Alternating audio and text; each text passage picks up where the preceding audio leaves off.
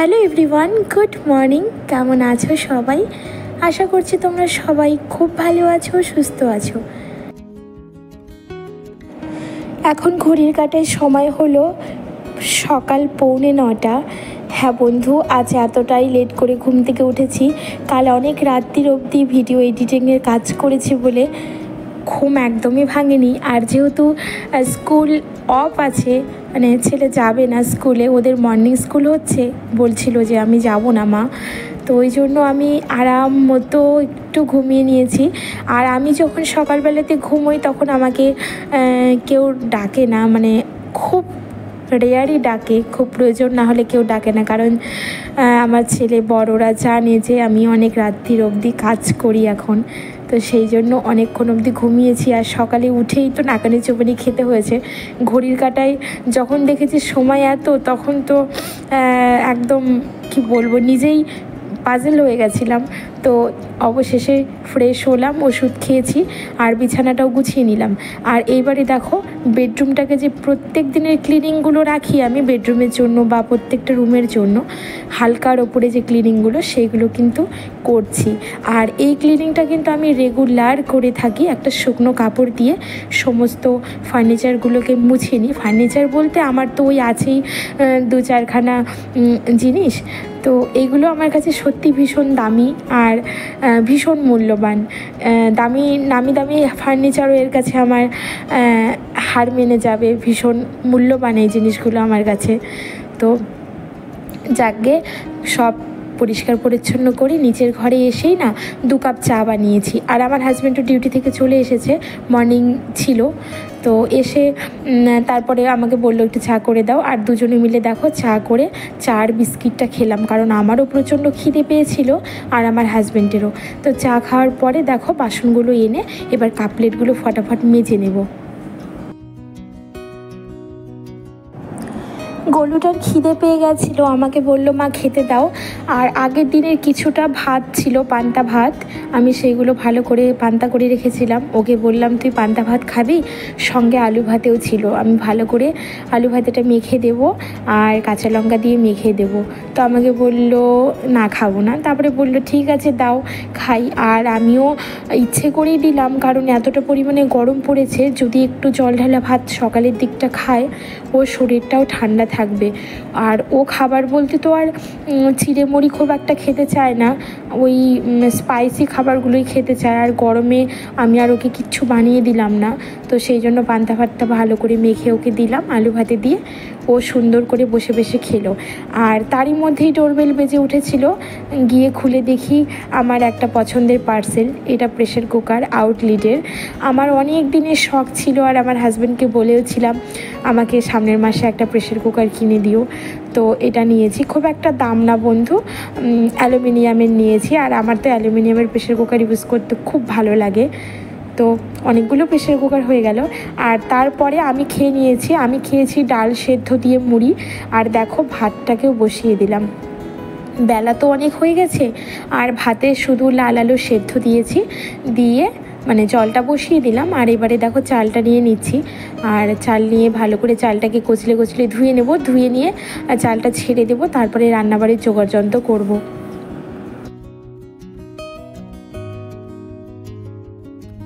চাল বের করে নিতে গেছি, দেখছি পুরো চালের ডাব্বাটার মধ্যে এত পিঁপড়ে হয়েছে, বাপরে বাপ। সেই পিঁপড়ের তো কামড় খেলাম কতগুলো, তো ভালো করে মুছে নিলাম জানো তো। আর আমি ওই দারচিনি দিয়ে রেখেছিলাম, সঙ্গে আরও কটা না লবঙ্গ দিয়ে দিলাম, পিঁপড়ে যদি তাহলে কমে যায়। লবঙ্গ দিলে তো পিঁপড়ে একদমই থাকে না, কিন্তু কত আর লবঙ্গ দেবো।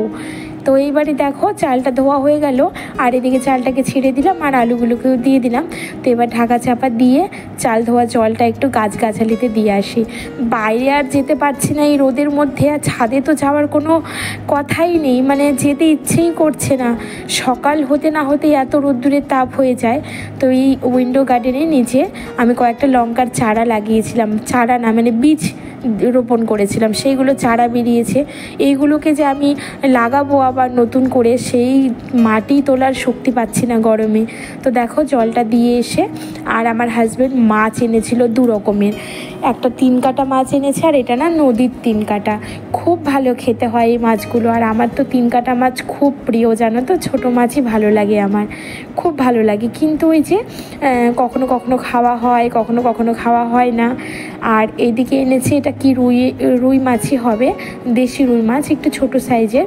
আমি আনতে বলেছিলাম কারণ আমি না আগের দিন রাত্রিবেলা লাউ কেটে রেখেছি, কচি একটা লাউ এনেছিল, লাউয়ের ঘন্ট করবো। আর লাউ ঘন্ট না আমার মাছের মুড়ো দিয়ে খুব ভালো লাগে, তো ওই জন্য ছোট্ট দেখে একটা মাছ আনতে বলেছিলাম। তো এই মাছটাই রান্না করব আজকে, আর 3 কাটা মাছটা রান্না করব না, রেখে দিচ্ছি ফ্রিজে। কারণ আমার হাজব্যান্ডের ট্রেনিং চলছে 2 দিনের জন্য, ওখানেই খাওয়া দাওয়া করবে, শুধু গোলু আর আমি খাবো। তো ওই জন্য দুজনের জন্য আর ইচ্ছে করলো না। একটা ভালো জিনিস, ভালো মাছ সবাই মিলে খেতেই তো ভালো লাগে, মজা লাগে, তো সেই জন্য রেখে দিলাম। আর আজকে এই মাছটাই রান্না করব।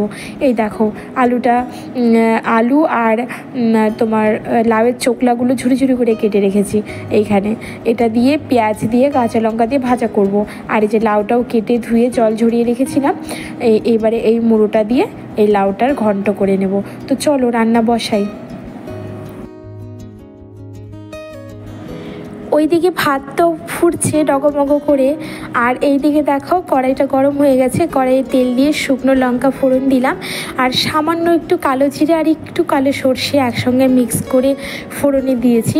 আমি না নিজের মতো করে ফোড়ন উল্টাপাল্টা করে দিয়ে ভাজা করে খেতে ভালোবাসি যে কোনো কিছু। তো আজকে ভাবলাম একটু কালো জিরে আর একটু সর্ষে মিক্স করে দিয়ে দেখি তো কেমন হয় ফ্লেভারটা, তো বেশ ভালো হয়েছিল। তো দেখো তারপরে পরিমাণ মতো নুন হলুদ মিষ্টি দিয়ে ভাজা ভাজা করে ভাজাটাকে নামিয়ে নিয়েছি। এবারে মাছটাকে ভেজে নেব, আর মাত্র 5 পিস মাছই বেরিয়েছিল, সেটাকেই রান্না করব। রান্নাটা হোক বাইরে না কলে পরে টমেটো গাছে 2-4টে টমেটো হয়েছে, চলো নিয়ে আসি। কি রোদের তাপ বন্ধু,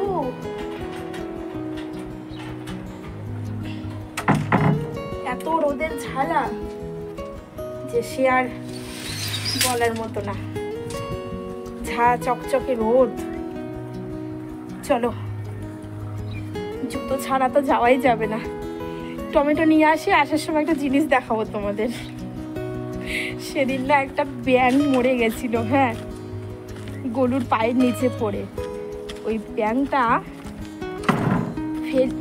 ফেলিনি আমি, রেখে দিয়ে রাত্রিবেলা তো ছিল ওখানে, আর ভেবেছি পরের দিন সকালবেলা ফেলে দেবো, পরশু দিন, আর কালকে ফেলে দেবো ভাবছি।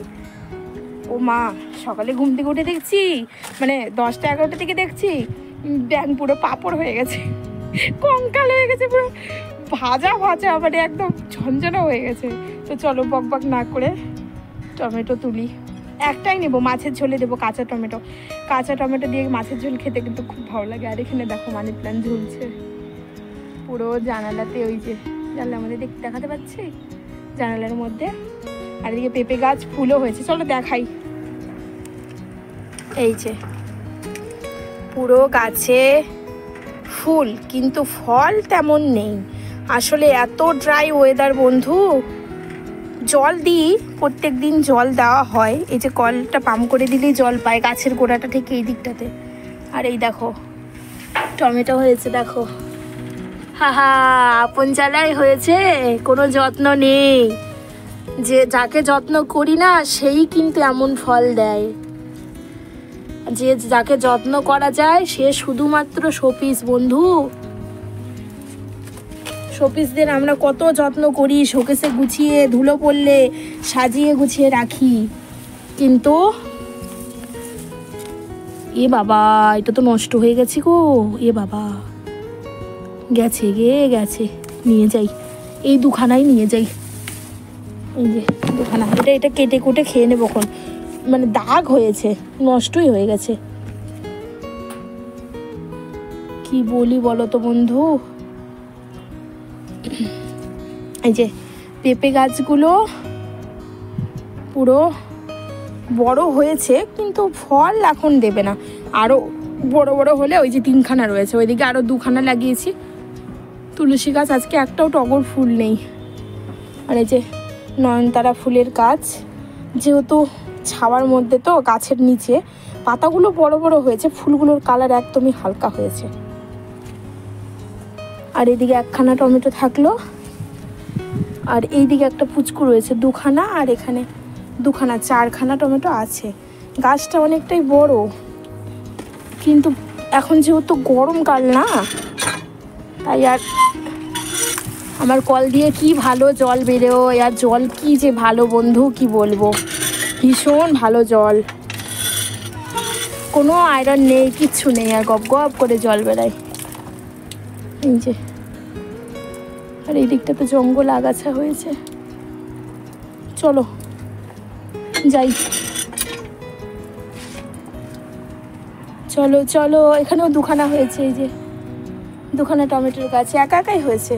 আর এই টগর ফুল গাছটাতে ফুল দিয়েছিল, দুখানা ফুল দিয়েছিল, আর তেমন কুড়ি টুড়ি নেই।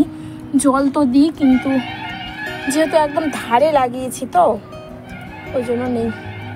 চলো মাছের ঝোল ওইদিকে। আর বাইরের রোদ্দুরটা দেখো একবার বন্ধু,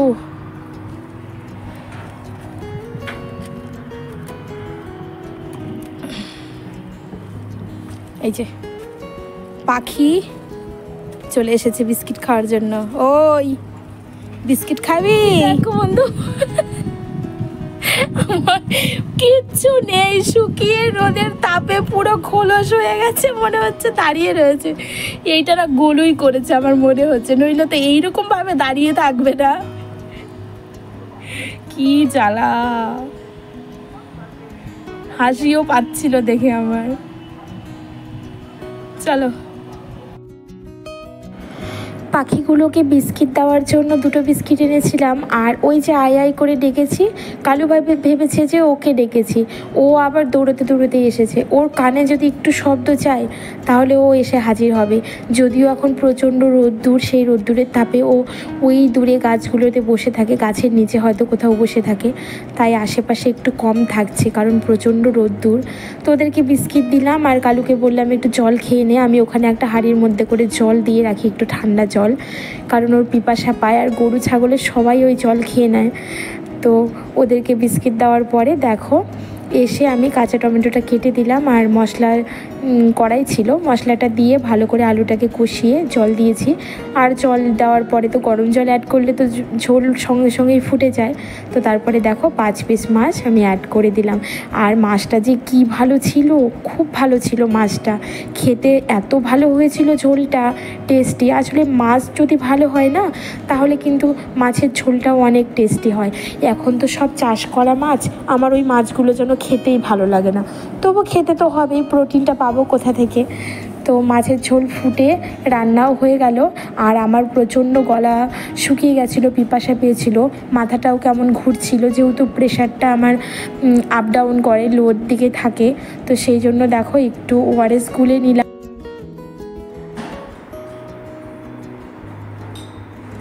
তুই খাবি? খাবি? এই জল ভরে ভিজে রাখ শিগগির, বললাম না বারবার জল লাগছে, তুই জলগুলো খেয়ে খেয়ে ওরকম বোতল ফাঁকা করে রেখে দিচ্ছিস, কতবার ভরবো রে?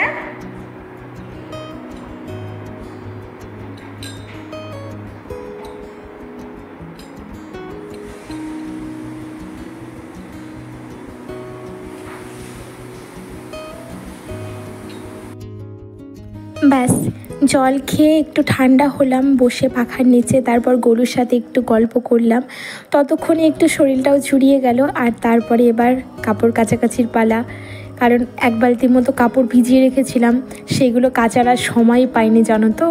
তো এইবারে বসে কাপড়গুলো কাচছি, আর টুল পেতে বসেছি, নইলে না পারছিলাম না, বড্ড ক্লান্ত লাগছিল। তো কাচা হয়ে গেল, এবারে ধুয়ে নেব।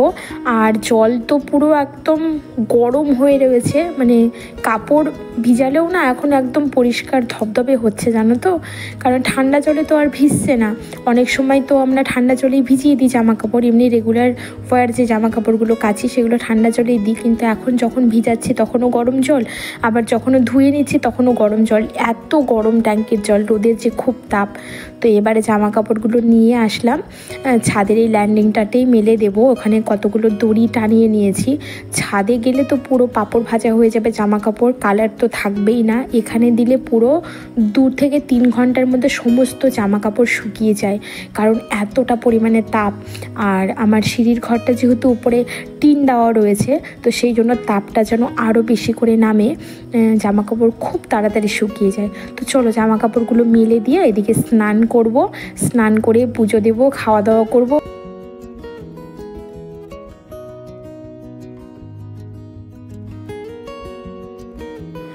ভেরি গুড ইভিনিং বন্ধুরা। বিকেল হয়ে গেছে একদম। সূর্যি মামা তার নিজের ঘরে পৌঁছে গেছে, আর এখন আমাদের প্রকৃতি একটু শান্ত হওয়ার পথে। পুরো রোদ্দুরটা নেই, তো একটু একটু হাওয়া দিচ্ছিল। তো আমি ভাবলাম ব্যালকনির যে গাছগুলো রয়েছে আর উইন্ডো গার্ডেনের যে গাছগুলো রয়েছে সেগুলোতে ভালো করে জল দিই, পুরো গাছগুলোকে স্নান করিয়ে জল দিয়ে নিই। ছাদের গাছগুলোতে এখন মোটেও জল দেওয়া যাবে না, কারণ ট্যাঙ্কের জল তো গরম হয়ে রয়েছে, টবের মাটি তো প্রচণ্ড গরম হয়ে রয়েছে। জল দিলে পুরো গরম জলটা গাছ পাবে, আর মাটির গরমে আরও গরম হয়ে যাবে জলটা, তাতে কিন্তু গাছের ক্ষতি হতে পারে। যদিও খুব একটা গাছ বিশেষজ্ঞ নই আমি, আমার এটা মনে হলো, ওই জন্য একটু পরে দিই জল, যখন 8টা-9টা বেজে যায় রাত্রির, কিংবা কোনো দিন শোয়ার সময় ভালো করে গাছগুলোতে জল দিয়ে শুয়ে পড়ি। তো এই গাছগুলো দেখে না বড্ড খারাপ লাগছিল, জানো তো, মাটি একদম খটখটে হয়ে শুকিয়ে গেছে। সেই কারণে ভাবলাম চলো জলটা দিয়েই দিই। তো এই যে রাবার গাছটা দেখছো, এই রাবার গাছটা না অনেকটা লম্বা হয়ে যাচ্ছিল, জানো তো। আমি আবার সেদিন কেটে দিয়েছি, তাতে দেখছি নতুন করে কুশি বেরোচ্ছে। তবে চলো বন্ধুরা, আজ আসি, কাল আবার আসবো নতুন ভিডিও নিয়ে। তোমরা ভালো